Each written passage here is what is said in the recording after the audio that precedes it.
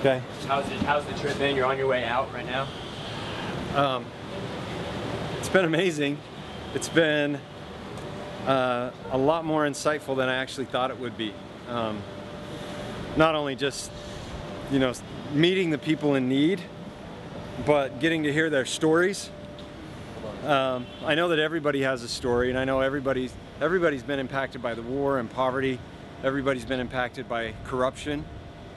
But the big thing for me is seeing how little effort it's going to take to solve some issues for people.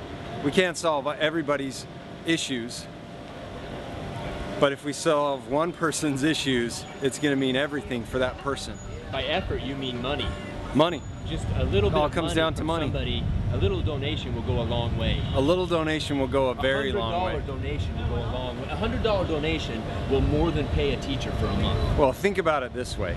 A $100 donation to a child that can't go to school, that $100 will enable them to go to school, and that school will change their lives. We've seen people, I posted on Facebook about the young girl who was making charcoal. She would go out to the forest, have her boyfriend or her dad chop down a tree, cut up the tree, she'd burn it and lay next to it, burn it for 5 or 6 days and camp out next to it just so that she could make enough money to feed herself for the next week to do it all over again. $100 puts her in school, teaches her how to read, how to write, gives her food, gives her a uniform, changes her reality where she's not in the jungle doing that anymore. And we saw that story over and over and over again. We could publish stories for the next 6 months and not run out of any stories. So that's what really hit me is how small of a contribution will make a difference in someone's lives. We just went to General Butt Naked's Reformation School. To run that school, to supply Reformation for 18 former child soldiers, you know how much it costs him per month?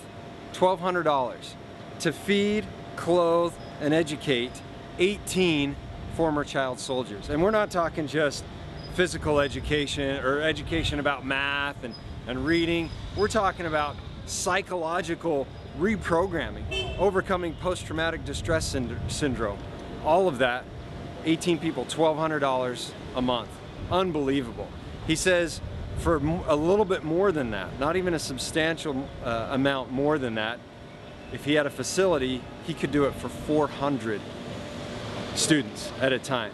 There are over 20,000 former combatants in Liberia right now who are begging for a change.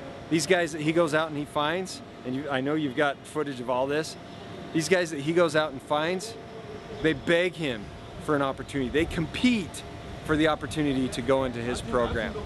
That's at the former child soldier level. We've got the elementary level, we've got the high school level. So I'm coming away with this just amazed at what kind of change we're going to be able to make happen for very little. I know you need to catch a flight. I just have one more question. It's kind of a two-part question. Okay. Why did you come to Liberia, and did you accomplish your goals? I came to Liberia, first of all, to gain a greater understanding of what needed to be done, but even more importantly, to get the stories and tell the stories to everyone so that they can become engaged and we can really make a difference. That's what we want to do. Did I accomplish that? I came here with some phenomenal people to get that done, and we found the stories, absolutely, and you'll see them.